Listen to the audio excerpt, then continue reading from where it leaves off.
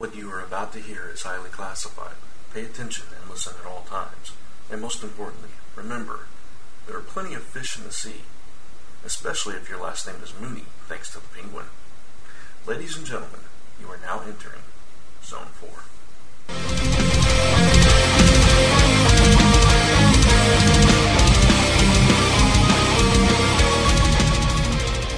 4. And welcome back to the Zone. I'm Brant Fowler.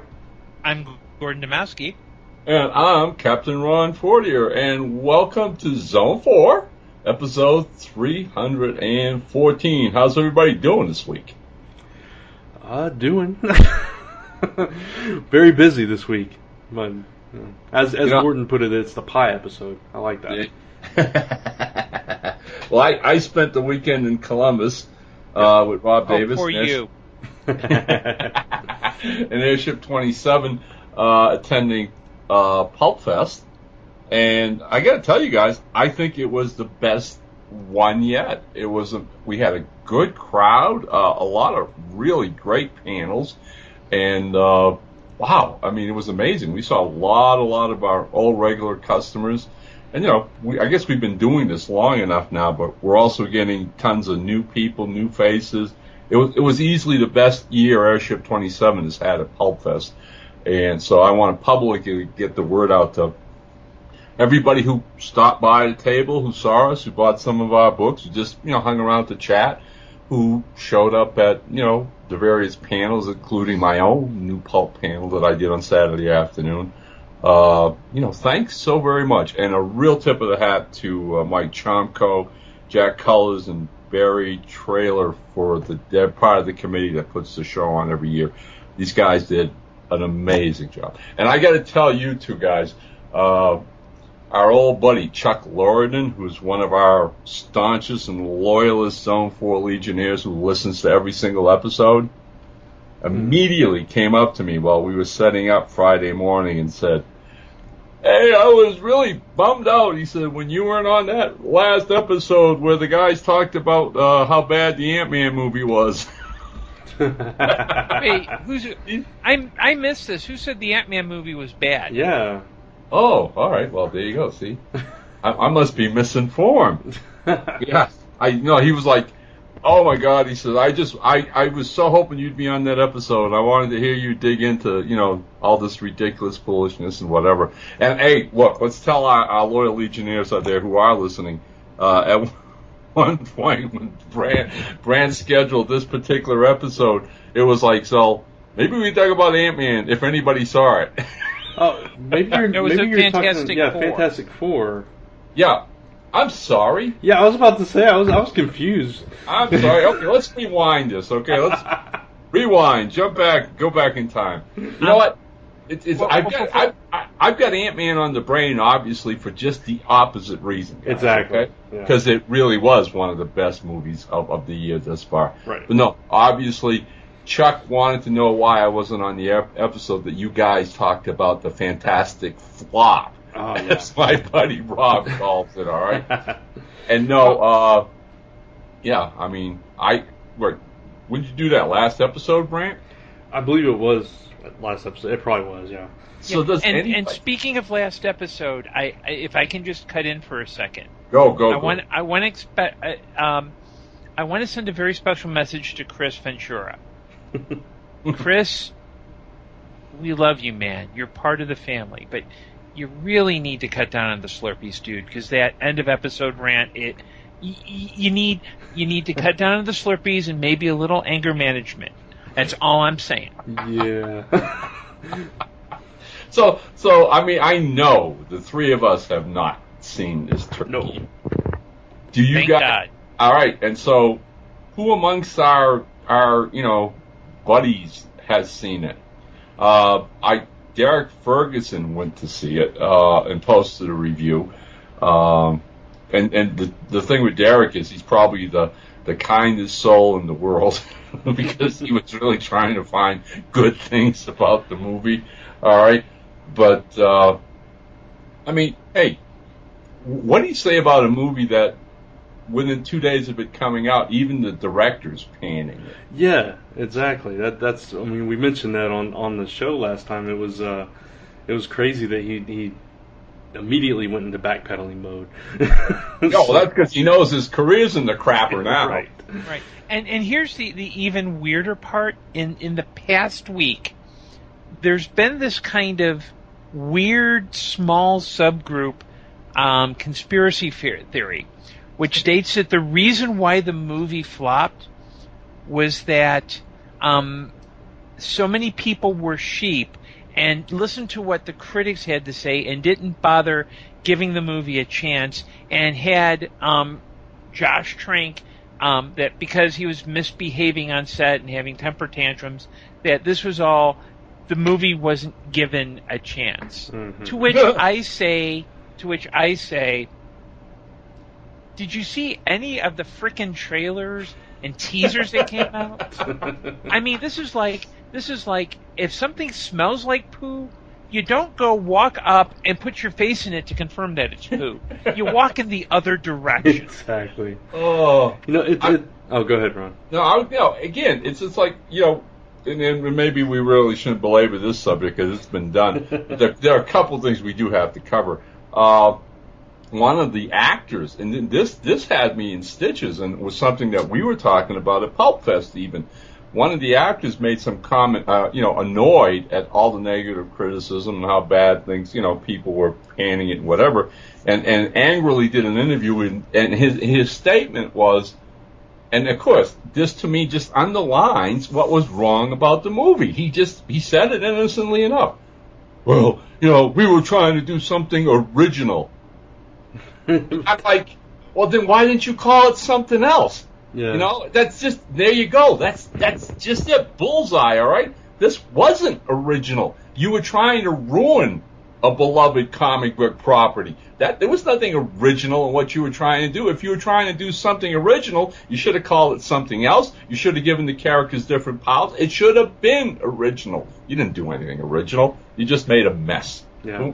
You know what this movie was? This movie was Fox saying, we've got this Marvel license. We want some of that smart Marvel money, but we don't want to put any freaking effort into it. Because the same actor who made those complaints, got caught because he did an interview with Esquire magazine, and I think it was Esquire, and he made some comments that kind of show him to be a bit douchey. To use one of the ones that I can actually say, because this is a family podcast, is he was asking, he was talking, and his publicist also works with Joaquin Phoenix. And he's like, I've never met Mr. Phoenix, but I call him Joke. You make up your own rude comment to that. And just kind of arrogant and kind of like, I'm trying to figure out what I want to do in my canon chauffeur, whatever you call a collected body of work, that's what I want to do. And it didn't help that you're dealing with people who, right now, the one thing the Fantastic Four has made me want to do is see Whiplash. Because I will pay big money to watch J.K. Simmons, a better actor, scream and yell at this guy. So you're referring to Miles Teller, then? Yes. Okay. I wasn't clear if you guys were talking about Miles Teller or Michael B. Jordan, so that clears that up. well, both of them. I mean, look, both of them have to take some of the blame because both of them have been waging this little campaign about defending themselves and the movie and what it did. So but you know what? I think the funniest thing, and this is what I wanted to mention, right? That the funniest thing, which just bore everything out completely, and I give credit to Gordon too about the concept of sheep. Okay, 20th Century Fox basically has the middle age mentality that we dealt with when all of us were kids and people sneered at comic books. Okay, they're still living under that stupid 50-60 mentality. Well, it's a comic book movie; they'll all come and see it no matter what. I mean, have they been awake for the last 20 years? Have they been paying attention to Marvel for the last 20 years? No, we will not go see crap just because it's labeled a comic book movie, all right? It just, we get the difference, all right? It doesn't matter what the genre is. We know what's quality and we know what isn't quality. So 2-3 days after the movie's officially out nationally, blah, blah, blah, you guys must have seen this, they immediately rushed and announced Fantastic Four 2. They didn't waste any time. We're going to make a sequel. Oh, boy. Oh, I can't believe it. There's no way they can follow through with that. Yeah, Seriously. and let's be clear on how this movie performed. Opening weekend, $26.7 million. Not all that great when you consider other opening weekends. Yeah. The next week, it went down like 70%. Yeah, it was like $8 million for the second weekend. Yeah. It's just terrible. Well, this young lady, I mean, it got to the point where all I was seeing was a plethora of different videos by young geeky reviewers slamming this movie. And this one particular young lady who, supposedly has this following of thousands did her review. And towards the end of it, one of the things that she mentioned, that's what we're talking about their take, was, well, put that in retrospect, what it costs to make this movie, right? And she goes, towards the end of the movie, she goes, I was like shaking my head going, where'd all that money go? Right. Because it's definitely not in the film. Yeah, exactly. It's kind of funny. Speaking of, you asked earlier who we know that's seen it. Yep. And we're tied to this podcast. Kerry Kelly saw this movie, and he actually liked it. Oh. And I don't understand that at all. Oh, okay. Well, he did say this. Before you jump in, Gordon, I'm going to quote the third sentence in his little thing. He said, "Did I have to forget almost everything I know about the comic? Sure." So I mean, that kind of says it all right there. I'm sorry. I think Kerry Kelly is our barometer. Anything he does, you do the exact opposite of. Okay, this is if you want a bad opinion, go to Kerry Kelly. There, I said it. Oh, he's a Star Wars fan, though. Come on. Okay. Anyway, and he probably loves the original, the prequels as well. I bet. I'm not even touching that, but I don't know. I mean, I didn't see it. None of us saw it. I don't plan to see it. But the thing about it's just the fanboy reaction is, like I said on last episode, is just a bunch of crap, because there were reputable critics and reviewers and fans that aren't comic fans that were trashing this movie as well. It's it's across the board. It's just not a good movie. Right. From everything I've heard. And that's it. I mean, like I was telling you about, I respect Derek Ferguson's reviews. And Derek did that. Derek reviewed the movie and pointed out some scenes that were done well, but there weren't enough of them.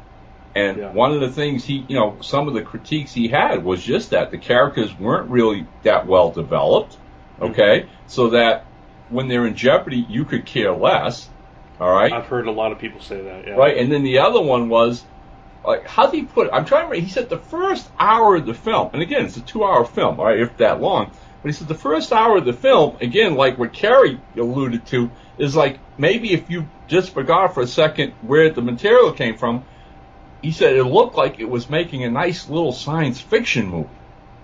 But halfway through it, it was like somebody waved a flag in front of the director and said, superhero, and it derails itself completely.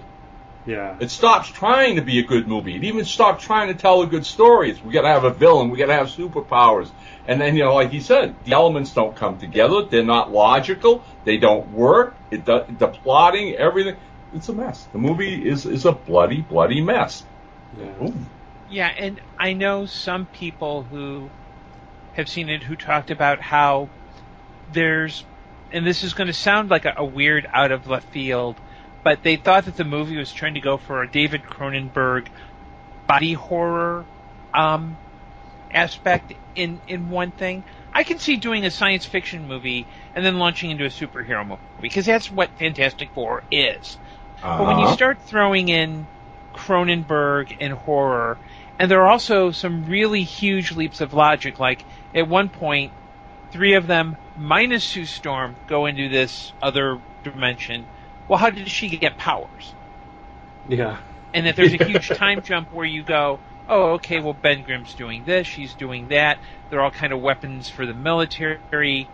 That when you don't have a cohesive story, and I'll grant them that they were probably trying to go for the ultimate version, which follows along there.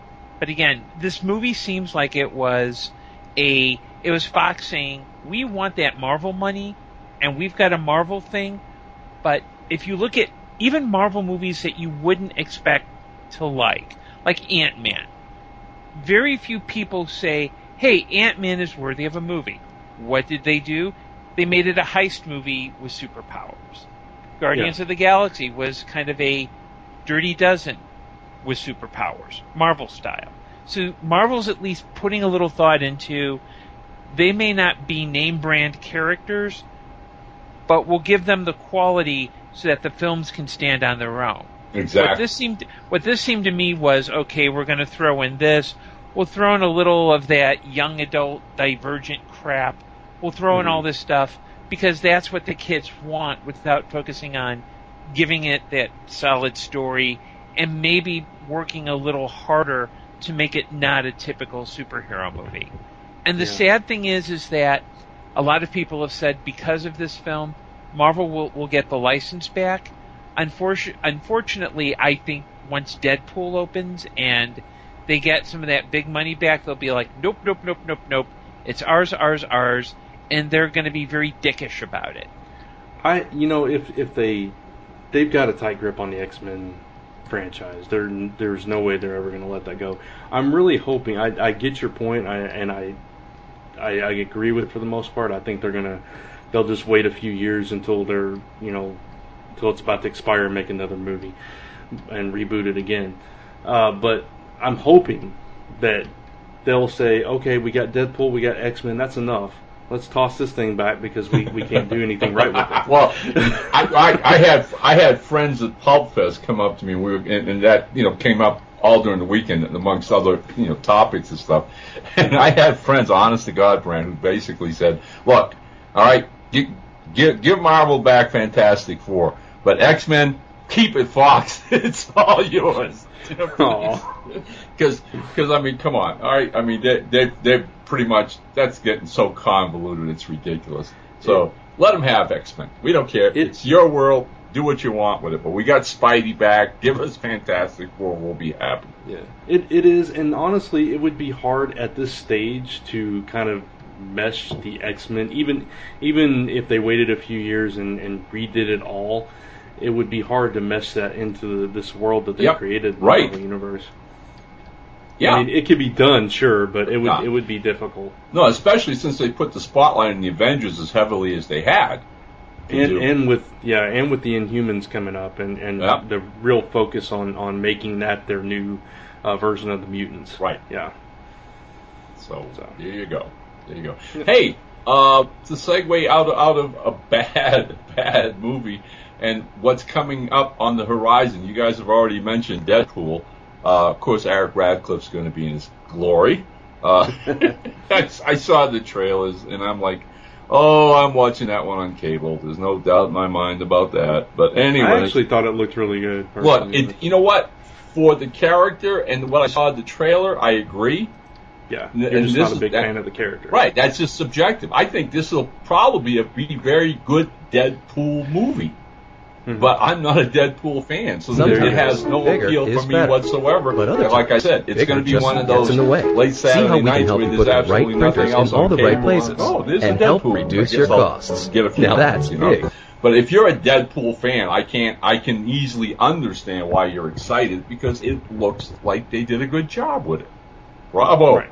Now, this very morning, I don't know if either of you were on the internet surfing around or whatever, but I don't remember what studio it was that's doing the film, but they just released the trailer for this, and I was not aware that it was even in production. But there's a new Frankenstein flicky coming. Oh, really? Yes. I had not seen that. Gordon?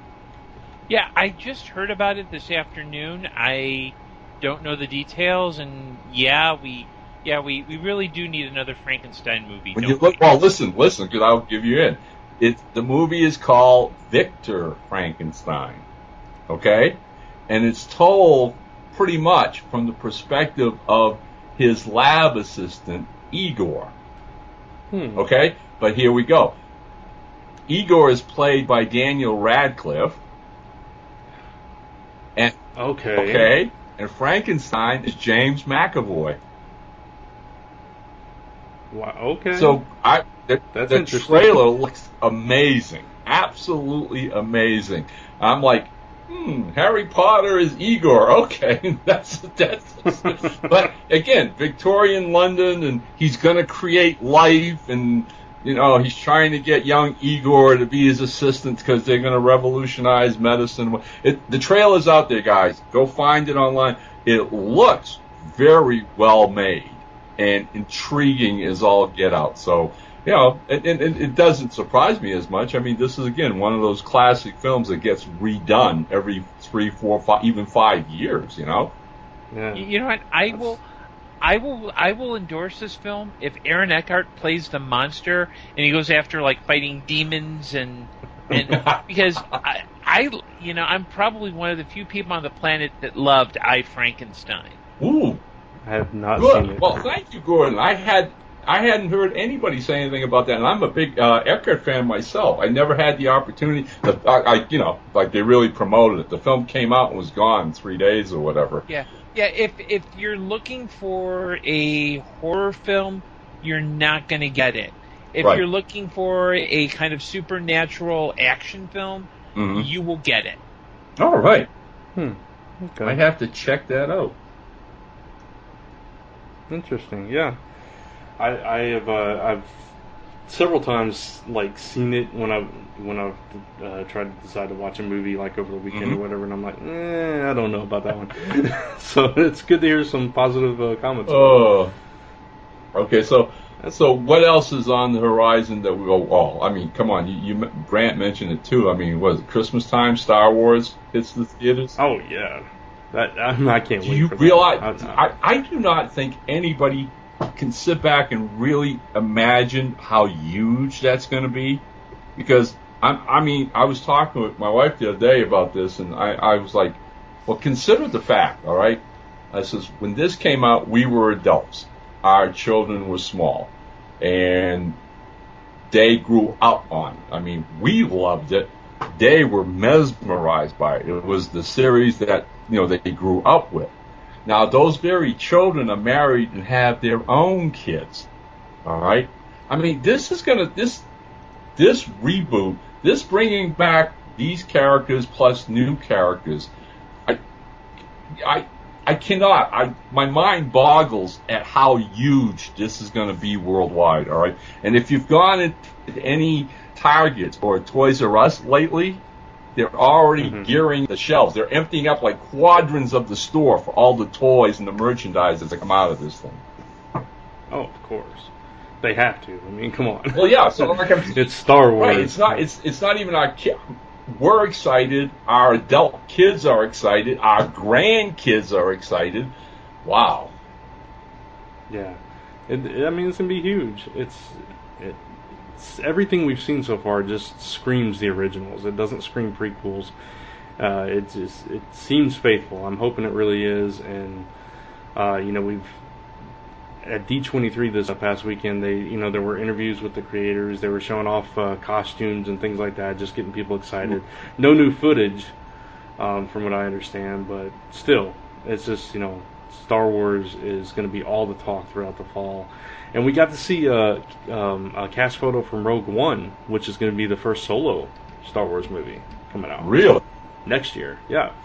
There's a cast photo that has 1, 2, 3, 4, 5, 6 or 7 characters in it.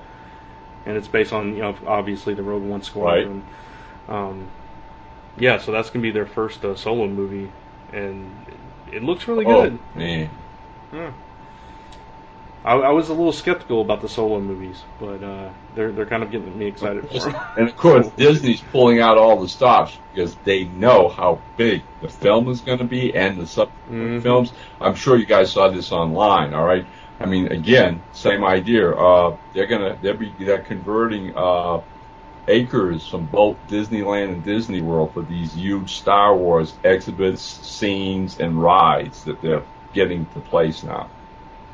Yep. Totally. Mhm. So. Crazy. And knowing Carrie Be a Kelly lot will of- hate this movie and he publicly Yeah. complain, "Oh, this is not Star Wars, man. This is BS. J.J. Abrams is a crappy director." But I bet he'll be going to Disney World a lot more. Oh my Lord! Oh, shoot. We all will be apparently. We're not going to get out of that one, Brant. Okay, the No, kids no, will be dragging mom and dad and the grandparents. And, oh, my Lord in heaven! Yowza. Yeah, it's going to be fun, though. Speaking of D23, though, they did show footage, which we have not seen yet, obviously, but they did show footage of Captain America Civil War. Oh, I saw there is a lot of leaked trailer. Really? Was it the actual one, or was it the fake one? Because there's two. There's actual footage, and then there's a fake one that shows Spider-Man at the end. I saw the one of actual footage. Is that the one Oh, okay. where Tony Stark says, sometimes I could punch you in your perfect mouth or something like that? Let me see.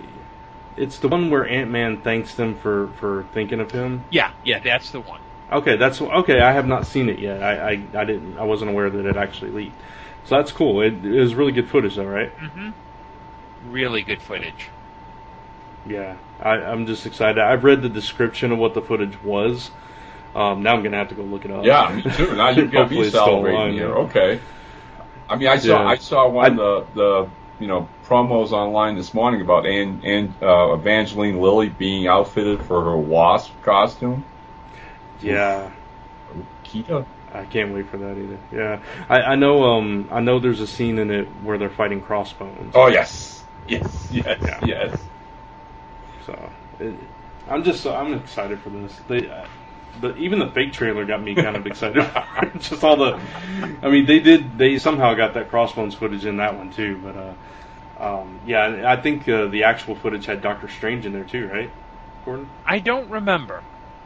Okay. That wouldn't be difficult to do because Doctor Strange Right. is in production now at Pine Street Studios in England. Right. So it would have been an easy fit to get Cumberbatch there in costume, you understand, to work in a different hall to do a cameo. Exactly, because his movie's next, right? That's what comes after Civil War. Yeah. Yeah, that would have been real easy to pull off. Yeah. Either way, I'm excited for next And of year. course, Black Panther.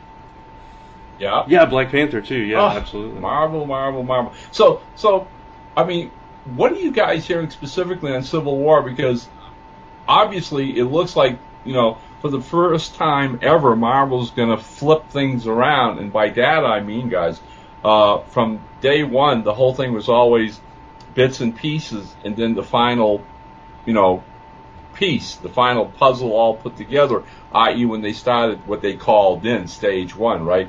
Which Iron Man, and then Thor, the Hulk, Captain America, and then we had Avengers.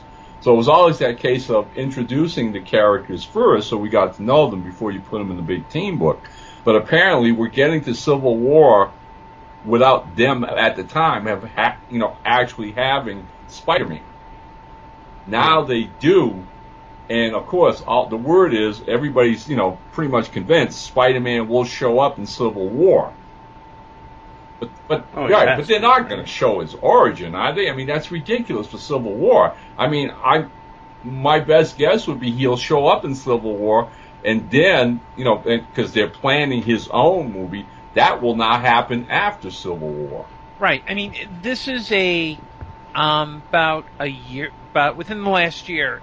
It was announced that Marvel and Sony kind of have an agreement where Spider-Man would kind of be on loan for Civil War, but then Sony would actually make a new set of movies with Spider-Man. So It's not like Marvel's going to be making Spider-Man movies. It's kind of like, remember in the 90s there was Amalgam Comics with Marvel and DC characters mushed together? Yeah, oh yeah. It's kind of like that. Huh. But doesn't when Sony does make those movies, doesn't Marvel have more say in Yes, the character going forward. Yeah, I mean, it's Marvel when Sony made the two films with Andrew Garfield and Mark Webb. They kind of signed off on the whole. Yes, you can do your whole new continuity based on these characters. So Marvel kind of had said, it wasn't like Fox where it was like, screw you, yeah, screw you. It was more like, okay, we'll keep an eye on you guys. Since the second film did not perform as expected, I think Sony was like, okay, we need to rethink this. And Marvel didn't, like, because of the pre-existing arrangement, they couldn't just take Spider-Man outright, but I think it's more of a sharing thing where the new Sony movies will be Sony Marvel Studios co-productions. Yeah, right. That's the sense I'm getting too. Which is fine. I mean, that's definitely better. I mean, granted, Sony, in my opinion, has done a good job with the Spider-Man franchise overall. With obviously Spider-Man 3 had its flaws, and so did Spider-Man 2, Amazing Spider-Man 2. But overall, they've been pretty faithful to the character, I think. Yeah. So with Marvel having a bigger, a larger say in it, it could only get better from here, is my thinking. Right. Yeah, and I think the difference is between Sony and Fox is that things may have been contentious between Marvel and Sony, just as they were with Marvel and Fox. But I think Sony may have made more of an effort to work with Marvel, whereas I think Fox is pretty much, these are our movies. I think, because I know Mark Millar was hired to be a consultant on the Fantastic Four, I still hold to my theory that Millar was there as a mole to make sure the production went haywire so that Marvel could... I'm sticking to that. I don't care what Kerry Kelly says. I mean, I don't care what he says anyway, but I think, I really do think Marvel's trying to I think Marvel, at the very least, has a stake to say, you messed up with this, you can't have the sequel rights, we're taking it back, you don't like it, see our lawyers in court. Yeah. Totally. Keto. So, yeah. Shifting over to TV, real quick, did you guys hear that Heroes Reborn is getting a 2-hour premiere instead of a 1 hour? It got bumped up. Oh. Does anybody care? I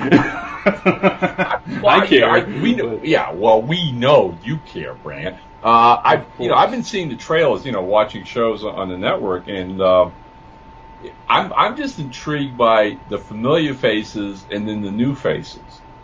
Okay, because who was it? The FBI agent or whatever? Who was the central character? The big, the almost like the villain who was chasing everybody down. Wasn't that? You mean horn-rimmed glasses? Yeah. Yeah. And Hero's back, right?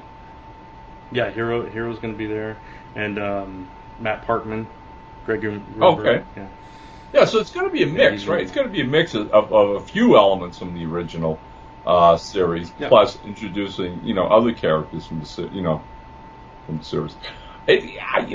Again, it's going to be really interesting to see how this does, because I don't remember any other television series having been rebooted so quickly in the history of network television, because it's only been gone just a couple of years, right? It's not much more than a couple of years since it went off the air. Yeah, it hasn't been. Right, I would say 3 tops, Brant. So this, like I said, this is almost unheard of. So whoever made this happen had some kind of pull at the network or something to have a show that lasted. What did it do? It lasted 3 seasons. It's the original run. I think it was 4. It was like it was 4, but the fourth one I think was cut short. I don't remember. Yeah, Heroes is weird because the second year was cut short because of the writer's strike, and then I think the fourth it may have been cut short. I don't know if it was cut short because it was canceled, or they saw how it was performing, cut it short, and at the end they just said no more. Right. So now, so here we go. So almost 4 years. Then they're 3 years off the air, and then they're back again. I mean, could you imagine if that could have happened with the original Star Trek instead of waiting 20 years before they rebooted it, you know? Yeah. I just looked it up. Season 4 had 19 episodes, so it was cut short a little bit. Yeah. And it actually went off the air in 2010, so it's been 5 years.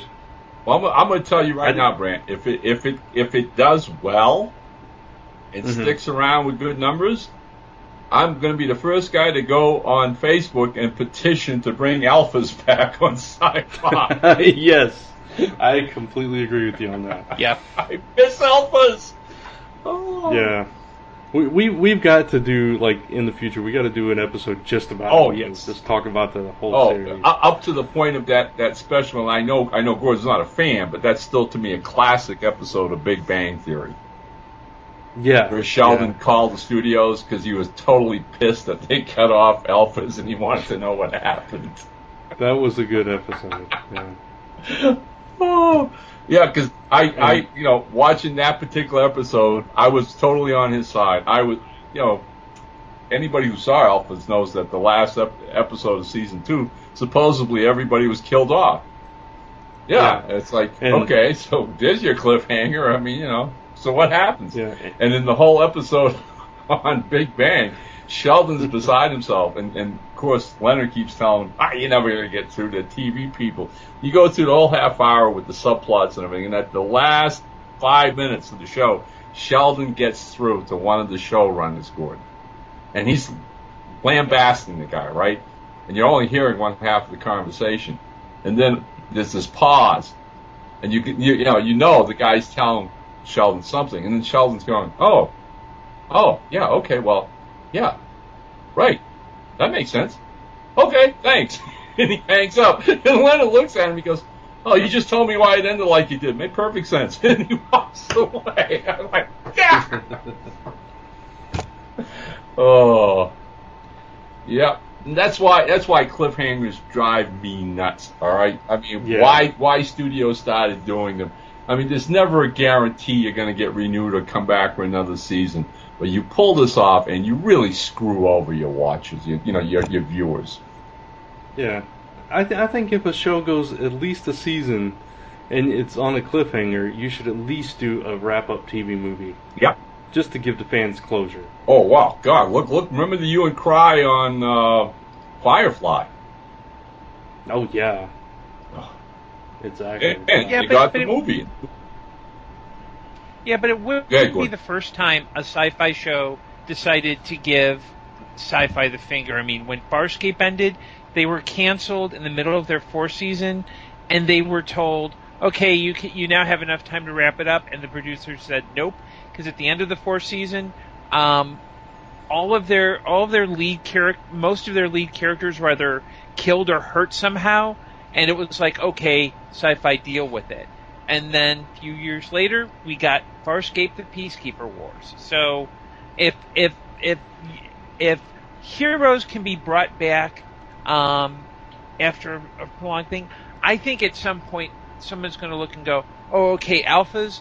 Yeah, let's conclude that." I'd love that to happen. Yeah, I would too. I mean, even if it was a movie, like you just said, Gordon. All right, even if it was a 90-minute made-for-TV movie, yeah. Give us some sense of what happened to the characters and finish the narrative plot that you started with the whole thing, Yeah. But yeah. Speaking...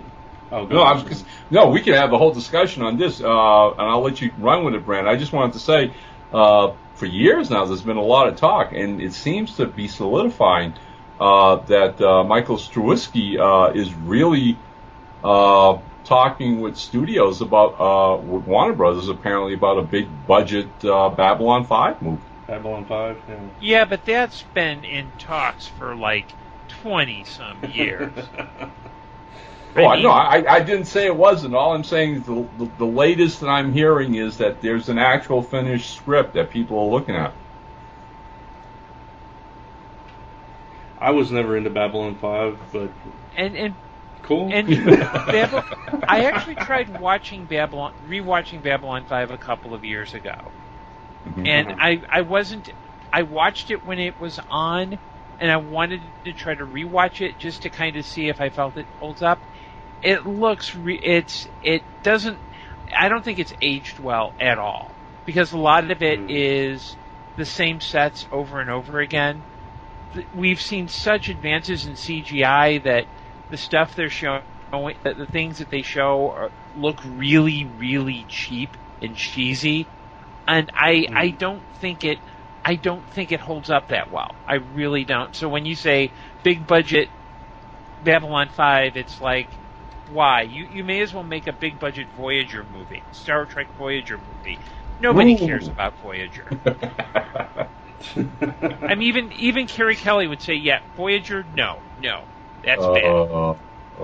I think Voyager was one of my friend's favorite series. You needed better friends, Brant. You needed better friends. That was that's funny. Yeah. Anyways, I don't know. But I was going to say, speaking of cliffhangers, I finally got around to catching up on Gotham and watched the season finale last night. In preparation for, the new season. Yeah. So what'd you think? So, I love the season finale. I thought it was, the last few episodes overall were just really good. There was so many twists and turns in that episode. Yeah. It was crazy, all the stuff. Yeah, and it's going to get shaken up next season. You know that. Oh, I mean, really, Penguin's now pretty much, one powerful the dude. King of Gotham. Yeah, like, whoa, how the heck did that happen in one season?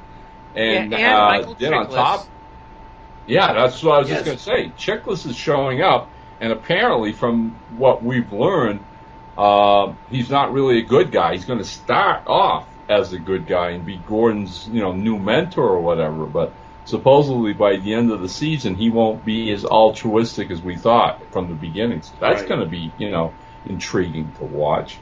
And, while we were at Pulp Fest, I have to mention this, and I'll give it a shout out at the end of the show today.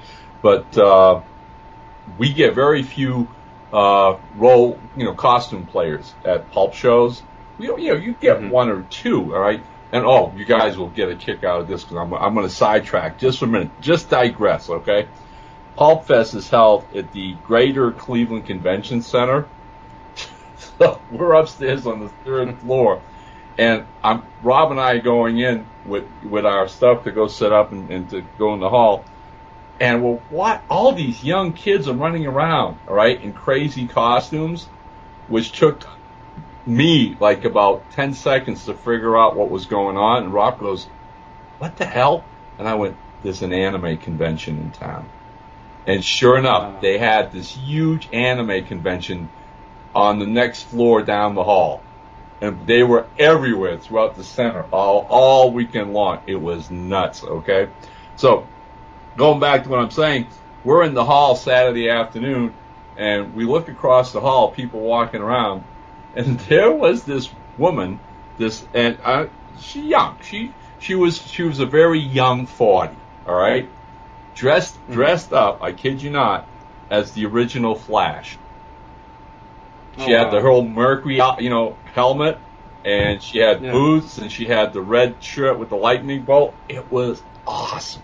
So when she came around the hall to where we were at, I introduced myself and asked if we could have a picture taken together. We did. I'm going to have it in my Friday blog this week, and I'm most likely end up putting it up on Facebook so people can see it. Charming lady, but just obviously, when I went over and we were standing there, Rob was going to take the picture.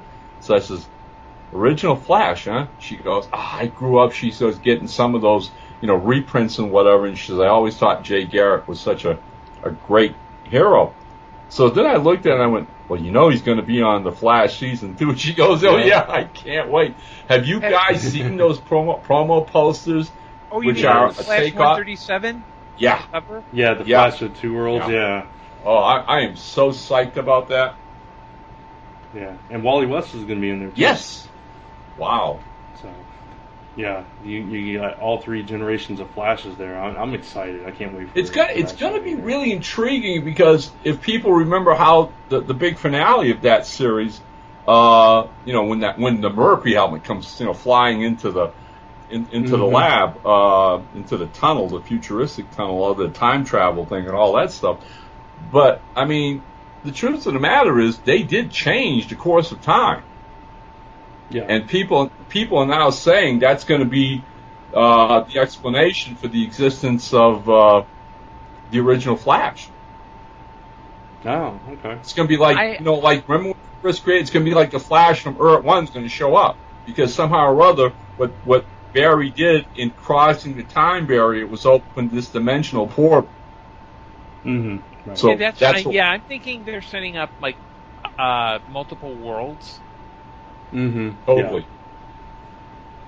So what I'm hearing, we're going to see a lot more characters. I know Mr. Terrific's going to show up, and some others. I don't remember who off the top of my head, but it's going to get interesting. Well, yeah, that's going to be part and parcel for their segue into the Legends of Tomorrow. Yeah, I was about to say the same thing. Yeah, exactly. But with Rip Hunter showing up and all that. Yeah. But now here's the news item on Arrow that got me totally ticked off. Okay. Okay. We all know how Arrow ended this season. After that whole Ra's al Ghul thing all season long, and him and Felicity and blah blah blah, and how does it end? Him and Felicity drive off into the sunset, and we're like, oh my God, Ollie finally made it. He wins. He's got the girl. Off they go, right? Uh-huh. Yeah. Press release earlier one day last week. Show a picture of this young brunette. So and so has been cast as Oliver Queen's new love interest in next season's Arrow. What? I mean, is he a Mormon? Can he have more than one love interest? I mean, what did I miss? He went off with Felicity. What else is there? Gordon, I mean, you have Felicity. All right, Smoke, she's yours. Why are you looking at somebody else? Well, you know that publicity photo of Flash 137 that we just talked about like 5 minutes ago? Mm-hmm. You do notice that the person who's saying, please Flash help me, has a very familiar profile. That's all I'm saying. I could see having a cast member from one. It's not the construction work comic book. I got that immediately, Gordon. I know it's a blonde lady. So there you go. That's a wrinkle. And plus, now that Harrison Wells or Eobard Thawne is no longer at the lab, they need someone to come in to help them do science-y stuff. Yeah. There you go. Oh, I like that. Speaking of attracted women doing science-y stuff, this was a news item that came on just before we started recording. So I know neither of you have seen this, but Haley Atwell of Agent Carter was asked via social media if she would like to be a guest on Doctor Who. And her response was no, she would only be on Doctor Who if she could play the Doctor, and woe to those who would try to stand in her way. So what I'm going to announce is that, Haley, I not only endorse you as Doctor, I want to be your showrunner. I will do it for free. And I will BBC America has an office in LA. I happen to know this, so I am more than happy to move production out there. I will be your showrunner. We don't have to worry about Moffat because he's already he's already got the hardcore fanboys in a tizzy. So I endorse it. I will do it. I am volunteering. That's that. Oh, okay. Now, that's fascinating. That's really fascinating. And I recall when Capaldi came on, there'd been a lot of discussion about would we ever see a female Doctor. And correct me if I'm wrong, Gordon, but wasn't Helen Mirren's name bantied around? Yeah. But you have to understand one or two things about the whole situation is that whenever there's a changeover in Doctor, fans always throw out a variety of names just as in how cool would this be? Right. And so it would be like, when Matt Smith was in the process. There were all sorts of names, and people were like, it's going to be this guy. No, it's really going to be this guy. And then literally within 24 hours, no, it's Matt Smith. Peter Capaldi was the same way. It was, people were putting it out. And so, therefore, there's that, it's a process that people go through. So it may not be it may not be the BBC's intention, but it's kind of like wouldn't it be cool if it did that, and then these stories kind of take on their a greater resonance. Yeah. And the second thing is that when it comes to like issues around like female doctors or casting like a person of color as the doctor, there's a contingent of fanboys that is so anal retentive and so vicious and spiteful, they react harshly against it. You know, I mentioned that like Stephen Moffat is, we would get rid of Stephen Moffat. There's a huge chunk of fans who started with the classic series that no matter what you do, Stephen Moffat is wrong. No matter what he does, he's wrong. And it's the kind of thing where you say, if you don't like it, turn off the show and walk away. Right. You know? Yeah. I personally, I think a female doctor would be cool. I think, to me, it's not that big a deal. It's a role. It's like a couple of months ago, we all discussed female Ghostbusters. One of our co-hosts declared, if it's all women, it's not Ghostbusters. As long as they're busting ghosts, I don't care. They're characters. It's fiction. Yeah. Let it go. And you know what? I think Haley Atwell can do pretty much anything she wants to do. So, I mean, I'm a fan. So yeah, call me Haley. And I was going to say, if Haley Atwell becomes Doctor Who, I might start watching Doctor Who. I'll just feel like that. But speaking of female castings, I wanted to mention this. We were talking about Flash and Arrow. I just saw another casting for Arrow that I hadn't been aware of. It's a lady by the name of Rutina Wesley, who was on True Blood, and she's going to be in Arrow as Liza Warner, who in Arrow she's going to be on an anti-vigilante task force. So that kind of gives us plot elements for the next season of Arrow. Interestingly, she is a character from the comics. She was a cop in the comics, and she assisted the Atom. She was a survivor of something called Killer in Boots, where this girl killed all of her roommates, and it made her decide to become a cop. So. Well, I mean, let's stick with Arrow here, and a couple other items that we've been getting this summer. Promoting the next season. One which I thought was kind of unique. Is that Starling City is no longer going to be Starling City. Have you seen that? It's actually going to be Star City. It's officially going to be Star City, okay. Which makes one wonder if the series continues. That was their game plan all along. How they've changed his name on the show. Yeah. To ultimately, we'll actually see him called Green Arrow, which would be intriguing as heck. And the other news they've actually announced that this year he is officially the Green Arrow.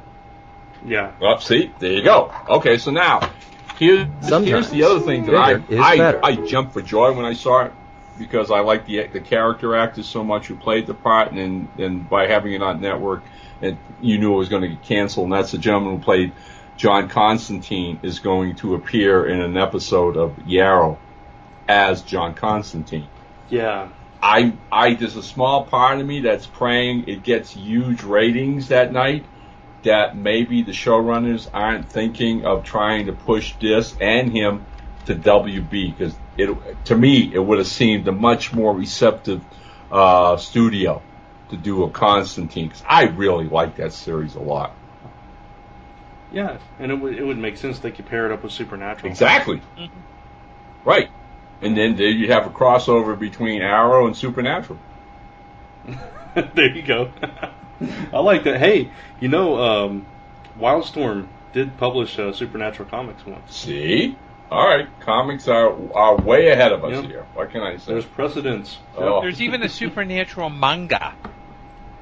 Oh wow, that does not surprise me. But okay, I did not know about that. Okay. Yeah, now- it was. I learned about this at the Supernatural event at DePaul this past year. It was like 24 issues, and it was most Japanese manga. You take the characters and you put them in new situations.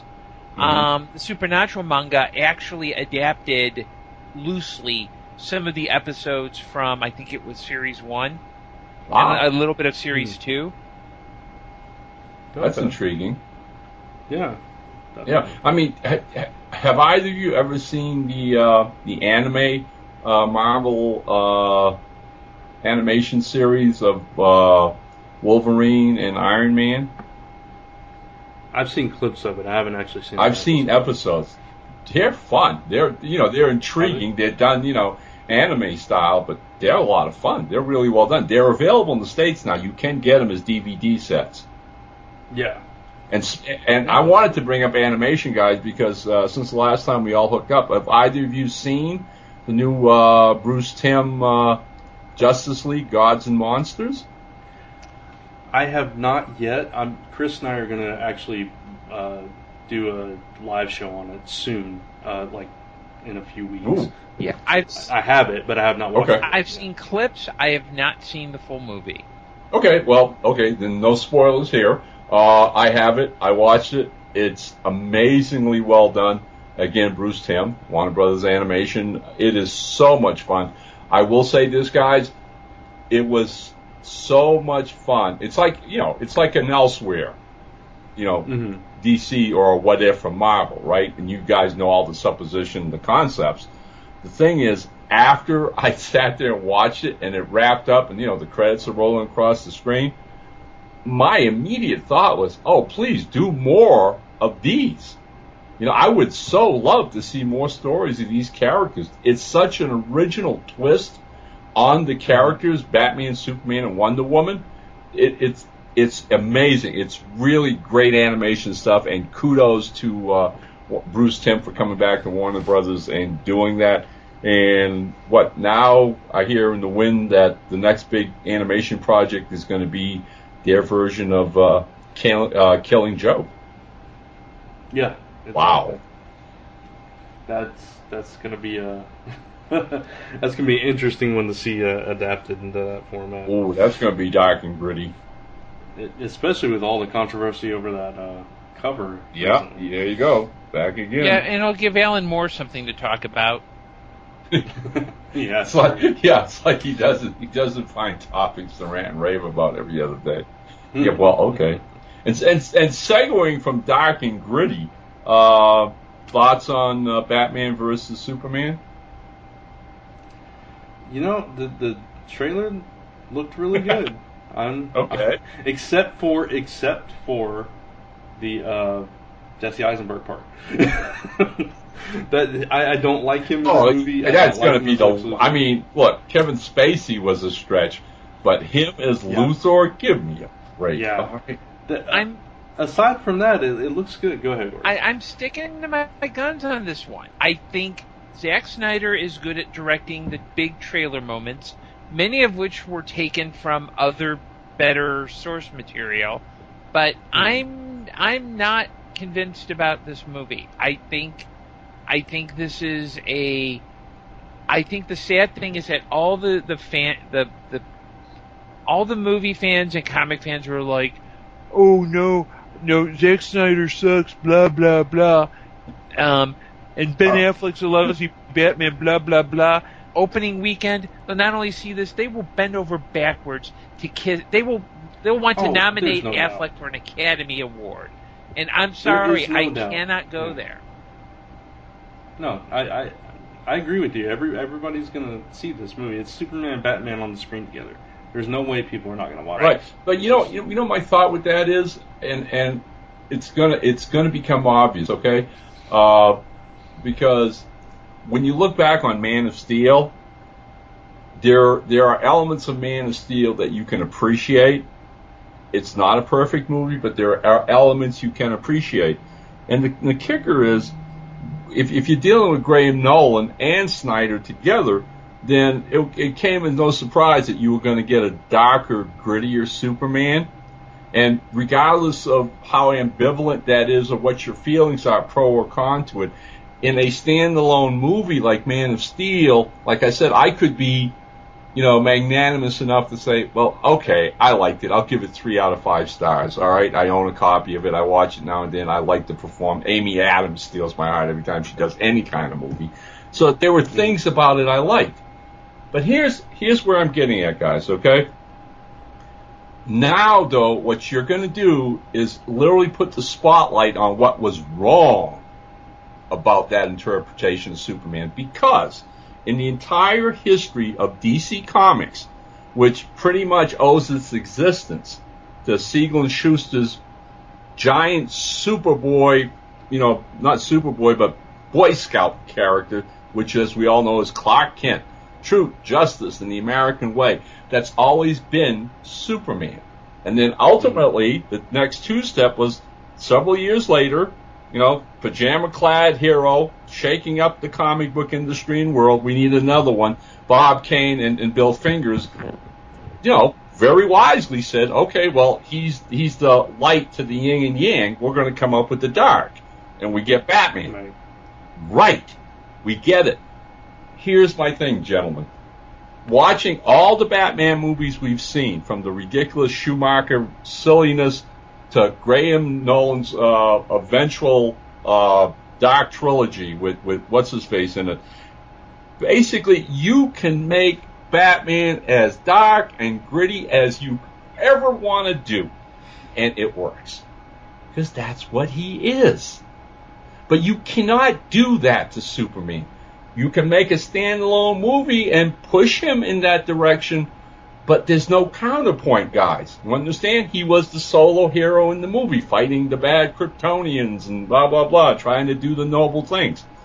What's going to happen is we're now going to get that film where you're going to have a dark Superman fighting a dark Batman. And it points out the blatant inherent mistake that DC's done ever since they brought Snyder on board to reinterpret Superman. Because when you see them both on screen, you're going to go, there's no difference. And there has to be. If there isn't, he's not Superman. All right? He isn't. And we're going to get that in this film. We're totally going to get it. He's going to be a super-powered Batman. They're both, look at his costume. They're both dark and gritty. They're so afraid of giving us the Super Boy Scout. That's going to, you won't be able to hide it in that movie. It's not, do you guys remember when Bruce Timm and Paul Dini did that in the animation? And we had that first hookup between the two of them. They did a special, it was released a video movie, Brant, where Batman and Superman meet for the very first time. But again, Superman was the Boy Scout. The difference is what defines them. There are no differences now. That's what bugs the hell out of me. And my argument isn't so much about Superman being a dark character, is I think too many people look at the big moments in the trailer and they think, oh, cool, that, I want to see that. I have heard too many people say, including this very podcast, oh, there were so many problems with the Man of Steel movie, but I like the movie. I don't think Snyder can tell a coherent story. I also agree with you, Ron. They're two different characters. Superman is all about hope. When you have a trailer in which Ma Kent tells Superman not, hey Clark, you can do it, or hey look, you're one amongst many, you need to help. Nope, Clark, the world doesn't owe you nothing. That's BS. Yep. And I think that's cynical. I think it's worthless, and that is why I have no intention of seeing that movie, because that's not what the character. It's not like not. I was okay with the neck snap in Man of Steel because it was a plot. That was probably the only piece in Man of Steel that I had that I was okay with, because it was a situation where he had to do what he needed to do, and he regretted it. But I look at this movie, and this movie isn't even a solid original plot. It's, oh, he took that from Dark Knight. Oh, Fallen God, yeah, we've seen that. It's stuff we've seen before. Yep. And Zack Snyder does wonderful trailers, but he does horrible movies. And I'm not gonna turn the other way just because it's Batman versus Superman. All of you want to go see it on opening weekend? That's fine. It's going to make a ton of money. It's going to launch a whole fleet of really crappy movies that DC is sponsoring, including Stoner Boy Flash. That's fine. But instead of doing this politically correct, Snyder's a visionary, man. Let's just admit it. Look, we're not seeing those movies because he's providing anything original. We're seeing them because he's good at taking moments that we like and doing shot for shot, duplicating it. Oh. He is the Greg Land of filmmaking. Ah! Oh. Wow. And yes, I went there. And if you have any... Yeah, you did. And you can contact us at facebook.com/Frontline podcast if you have any complaints. Well, the funny thing is, I know Chris Ventura is listening to this episode, and as he's hearing this whole conversation, I guarantee you he is standing up, clapping, and saying, "Yes!" And like I said, Chris, you're a good guy, and I'm glad we agree, but cut down on the Slurpees. Please cut down on the Slurpees. I mean, we love you, man. We don't want to send you to Hazelden. This movie hasn't even been released yet. It's months away from being released. And Snyder and Nolan have already convinced Warner Brothers, Ben Affleck's going to do the next Batman series, and he's also going to direct besides star. Yeah. I don't know. I'm not going to be quite as down on it. I'll wait and see it and then be the judge of it there.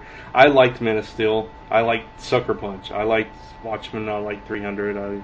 I liked a lot of his movies. So. But hey, look, here's my take on this, and see what you guys think about this, okay? Because it's one of those odd duck things that's happening at Warner Brothers. Because at the same time they're making this movie, which the three of us are getting on these toots about. They're also making Suicide Squad. And no offense, but I got a funny feeling Warner Brothers is in the shock of their lives, because this is Ron's predictions. Let's see what happens. But I'm telling you guys, Suicide Squad's going to way outshine Batman vs. Superman. When I talk to fans at cons or whatever, that's the film they're excited about. I don't know if I agree with you on that, just because of the epic level of Batman Superman. Even if it's a terrible film, I just think it's gonna do a killer opening. I will let me split the difference. I think financially, Batman v Superman is going to win, hands down. I think when people look at quality and plot, and I'm going out on a limb here, I think people are going to remember Suicide Squad more, because no one's done. Not even Marvel has done a Dirty Dozen with superheroes. Right. And that's what Suicide Squad. And please don't email and say, "Oh, you're wrong." It's Dirty Dozen. It's Wild Bunch with superheroes. Yep. I predict that. Yeah. Yep. I agree with that. I think critically, definitely Suicide Squad's going to win. Well, if for nothing else, in that twisted, concept, all right. And again, let's go to the core of what these movies are supposed to be to some degree. I mean, at one point, Gordon used the word hope, and I agree. And the other word that seems to be totally sucked out of Batman and Superman is fun. But I see the trailers for a Suicide Squad and the stills, and you got to know they're having a blast making that movie, all right? And I mean, Jared Leto is the Joker? Oh, come on. They have to be having the biggest party in the world making this movie. And I'm telling you, it's going to translate. It's going to translate to the big screen. Fans are going to eat that up. It's quite possible. It's going to be an interesting couple of years movie-wise. As always. Speaking Yeah, speaking of interesting and things that I like that maybe you guys don't, this coming Sunday is the premiere of Fear the Walking Dead. And I know you guys don't watch Walking Dead, but I'm really excited about this. This particular series takes place at the onset of the outbreak, and it's a different twist on the franchise that we've not seen yet. So I'm really curious about this. Yeah, I may try to catch an episode or two, only because it sounds very interesting. Well, no offense, guys, but I have to admit to being, the biggest chauvinist fanboy going out there because of looking at the fall lineup and things that are coming. There are two films two series that I'm intrigued with. One is called The Bastard Executioner, right, which is going to be on Fox. Okay, and watching The Strain, of course, we've been seeing, this looks like Game of Thrones without the bullshit. All right, and really mean and nasty. But the other one is the network one with Jamie Alexander. Okay, yeah. The girl with all the tattoos who pops up naked in the middle of Times Square. Yeah, that one That's Jamie Alexander. Yeah. I'm just going to watch it. I don't care if it's bad or good. It's Jamie Alexander, all right? Oh. I mean, I saw it. I'm looking at the trailer, and they keep promoting, and where have I seen that girl before? And it was my wife. My wife turned around and said, "It's Lady Sif." Oh, my God, of course. So, hopefully a breakout role for her. I hope it helps her career a great deal. And as ever, I'm very anxious to see Person of Interest come back, although it looks pretty evident that the writing's on the wall. This is going to be the final season, and because of that, it's going to be a truncated series. It's only going to have, I don't know, 8 or 9 episodes or whatever. Yeah. But they're going to wrap it. Kind of what they did with Fringe. Yep, they're going to wrap it up, which I am really happy about. So hopefully it goes out with a bang, Yeah. No, I'm definitely looking forward to all that stuff. What is it? Blind Spot? Is that what it's called? And then the other network show that looks intriguing, and you got to give props to Bradley Cooper because apparently he's going to cameo on the first episode. Did you guys see his little science fiction movie of a couple years ago called Limitless? I did. Yes. Did you like it? Yes, I did. I did like it for what it was. Yeah, it wasn't like my favorite movie. If you've seen the trailers, they're continuing the plot line, i.e., somebody's still making those pills that enhance your brain capacities, and they end up giving it to a young police officer or some guy, whatever, who gets involved helping the cops. But you see Cooper in the trailers because supposedly in the first episode, he's the one who brings this kid into what they've done with this pill. And he's offering it to him saying very simply, this will change your life forever if you decide to take it. And so I props to him for helping them launch the series, Yeah. And of course, speaking of new series, we can't forget Supergirl. Oh, well, of course. Whoa. The elephant in the room. Are you kidding? Yep. I'm excited for it. I can't wait. Yeah, I think we all are. Because of that sense of fun, all right. Mm-hmm. I think it's very wisely looking at between Arrow and Flash and going, where do we want to go? And then it's like network. Okay, let's not take ourselves seriously and have some fun with this.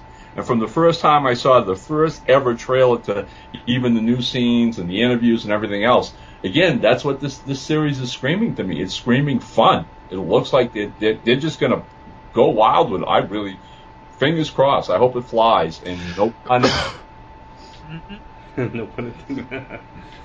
Yeah, I in looking at the trailers, I'll give it a couple of episodes because I'm not sure I'm quite the right audience for it. But I think it's going to be an interesting. My only concern with Berlanti Productions is that they may be stretching themselves thin because they'll have by this point next year, they'll have 4 series on the air, but I'm willing to give it a shot. There you go. Yep. All right. Cool. So, lots to look forward to. But let's see. We have been Well, actually, it's not been as long as I thought it would been. We haven't even gone an hour and a half yet. Well, I mean, look, you guys want to talk about, you got another topic or whatever, go for it. I've got about 10 minutes left before I have another thing I have to get done here, so. No, that's fine. We can wrap it up now because I really don't have another topic. I was just surprised by the time because I was like, surely we've been talking for a while. But no, this was a good episode. I think we talked about a lot of interesting things upcoming, and just looking forward to the new season of TV and next summer's movies. There you go. And hey, and you know, there's a lot of stuff. There's a lot of stuff coming out. I mean, Man from U.N.C.L.E. came out last Friday. I haven't seen that yet. I'm looking forward to it. I don't know if either you guys are Mission Impossible fans, but we did catch Rogue Nation. And for anybody who hasn't seen it yet, let me just say, I've been a fan from the first film to this one. This is the best, hands down. Okay. It is the best written, the best directed. It has the perfect blend of action, drama when it needs it, intelligent drama. Well, Chris McQuarrie, the guy who wrote Usual Suspects, wrote the last one, and J.J. Abrams' outfit, Bad Robot, produced it. Cruise was so happy with how that one came out, they came back and decided to do this one. Again, McQuarrie not only wrote the script, but directed it. It's an intelligent thriller, which also has that great little blend of comedy when you need to break the suspense, and that's provided by Simon Pegg. But it is easily the crowning achievement for a series that's been around for what now, maybe 12, 13 years. This is number 5, and for those people who go, what, number 5? Go see Rogue Nation. It's the best of the 5. Awesome. Were you going to say something? Yeah, I was about to say, if just to remind our audience, if you take offense at anything I say about Zack Snyder, please let us know via Facebook. I don't really care, and I'll just say you're wrong, but trust me, Zack Snyder is not as good as you think he is. Oh. Think of it this way. There you go. I just watched the movie Parker with Jason Statham, and it was directed by Taylor Hackford. This was a guy who was big in the 80s. He directed An Officer and a Gentleman. Although I love Jason Statham, I think he's one of my favorite actors, especially because he beats people up. I can tell you right now, Taylor Hackford his direction totally ruined this movie. I mean, and I will see Jason Statham in anything except that crappy movie he did with Melissa McCarthy. I draw the line there. So, I love Parker. Gordon. I love this, but it's not a bad movie, but there are some parts of it that are kind of slow. The movie of McCarthy had me in tears. I was crying, laughing so hard all during that film, only because Statham does have a real comedic bent to him, and they finally gave him a movie. Well, if you saw it, he spoofs himself throughout it. And he steals the movie from her. He steals the movie from everybody. So if you really want to see a funny Jason Statham, go see this. But I'm like you. I'm a huge fan of his. Very recently, somebody lent me a copy of a little action film he'd done last year, which I hadn't caught, called Homefront. Oh yes. Okay, and again, it's a B movie, but boy, does he elevate this. Easily one of the top action stars of our day today. And I've loved his Transporter movies and all that. So if Statham's in it, the odds are good I'm going to go catch it.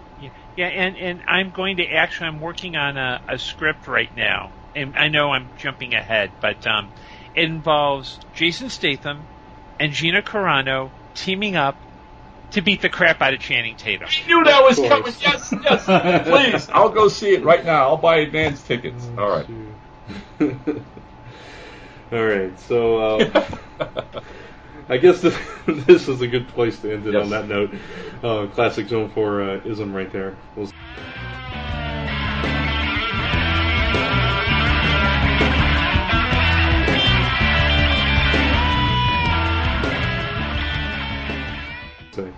So this is the part where we go around the table and see what everybody has coming up, and going on. And Gordon, since you already went there, go on and tell us everything. Okay, well, let's see. I've got a short story in tall pulp from Prose Productions, available now via Amazon and other booksellers. Short story in Dreamer Syndrome, New World Navigation. I just submitted my story for the Legends of New Pulp anthology, which Ron will probably tell you about when he gets to his part.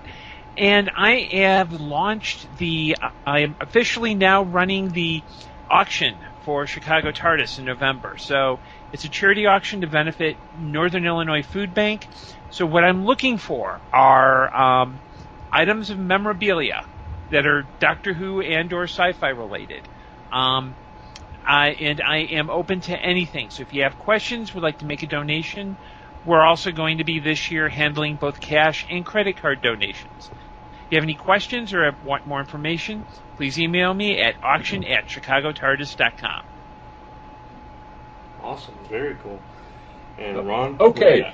Right off the bat, I'm going to talk about two of the big things going on. Airship 27 Productions, just last week, prior to heading out to Pulp Fest, we released our latest book of the year, which we were very excited about, called Claws of the Golden Dragon, by a young lady named Barbara Duran, and it's her first book with us, and it's pulp with an Asian theme.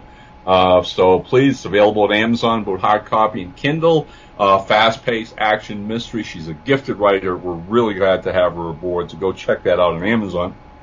Gordon referred to the project that's keeping me up nights this summer and will till early fall, and that's Airship 27 is putting together a gigantic pulp fiction anthology. It's a benefit book for our good buddy Tommy Hancock, who about 2 months ago now suffered congestive heart failure, and we have been offered 57 stories by 57 of some of the best new pulp writers in the business today, our amigo Gordon included, and already turned in a great story.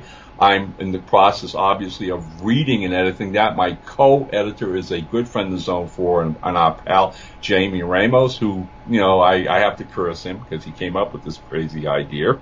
And then Doug Klaba, who's one of the most phenomenal cover painters in the world. And if you haven't seen my new book from Moonstone, Nighthawk, The Flying Spy, go check it out on Amazon. When you see that amazingly beautiful painted cover, that's Doug Klaba. Doug is giving us the cover for this benefit book. And the title is going to be Legends of New Pulp Fiction, 57 brand new stories, each story with an illustration. So we've got dozens of artists working on this. And with fingers crossed, amigos, if all goes well, the book will be out by the end of October. Trust me, I will be spreading the word all over the internet, press releases and whatever.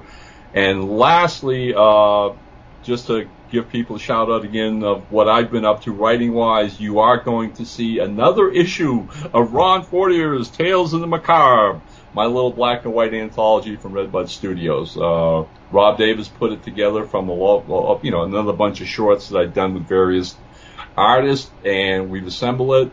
We have a cover that Rob illustrated, which is too much fun. When you see it, you'll get what I'm talking about. And we have a young lady named Casey Bemis in the role of, is right now coloring that cover. When she's finished, the book will be out. We'll be selling it at Kablam Online, and you can find it when Rob and I do various conventions, et cetera, et cetera. That's what we got going, guys. Awesome. Lots of cool stuff. All right, for me, this weekend, I will be at GeekCon in Shreveport, Louisiana, for Last Number Press. Lisa and I will be there. And we have new copies of Pneumatic Cases #1 and Fireside Tales #1 in stock that we'll have at the show. So that's kind of what's going on in Last Number Press land, as it were. We have an artist for Chris's title now, Celestial Falcon, which we're working diligently on, and we have another story that we just kind of brainstormed the other night, that we're kind of working, Chris and I are working together on, and we found a couple of potential artists for that one as well. So stay tuned for updates on that one. And we got a lot planned. We're hoping to get our next releases out by October, which hopefully will be at least 2 new books. Don't really want to say which ones yet because it depends on what gets finished first. So we'll just see what happens. Oh, I know all about that. Yeah, exactly. All right. Let's see. Chris and I did an episode of actually a couple of episodes of the Chris and Brant show over on his channel, Dark Avenger C86, talking about Marvel and DC solicitations for November. If anybody wants to check it out. And let's see. The next episode of Zone 4. Episode 315 will be the first live video show as we switch to that format for the cast with Chris, Mike, Lisa, and myself. We'll be doing that on Comic Frontline as a video show, and then of course the audio will still go up on iTunes and everything afterwards. So be on the lookout for that. It's going to be fun, and that's what I've got going on. So there you go. So that's going to wrap us up here. Don't have the closing in front of me, so I'm going to try to wing it. We would like to thank the official bands of Zone 4, the Raywall Band and Society's Plague, that you hear on the show each and every episode. We are proud members of the Comics Podcast Network. You can find us each episode on comicspodcasts.com. If you have any comments, questions, or suggestions for us, you can send those to zone4@comicrelated.com. You can find us on Comic Frontline, Stitcher, iTunes, zone4podcast.com. And as always, thanks for listening. You are now leaving Zone 4. Good night, everybody. Bye, everyone. Bye, guys. Go, Fantastic Four! Go, Fantastic Four! Live on! Go, Fantastic Four! It's clobber time! This has been a Gonzo Goose production. Honk!